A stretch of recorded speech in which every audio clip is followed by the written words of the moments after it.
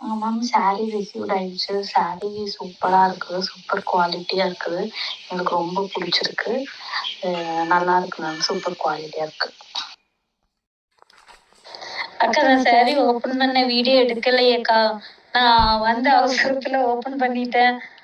சாரீலாம் நல்லா இருக்குக்கா. சாரீலாம் நான் எந்த ஃபால்ட்டுமே சொல்ல முடியாது. சாரீ நிஜமாவே சூப்பராக இருக்கு. நல்லா இருக்கு மேம், சூப்பராக இருக்கு சாரீ. நல்லா இருக்கு மேம்.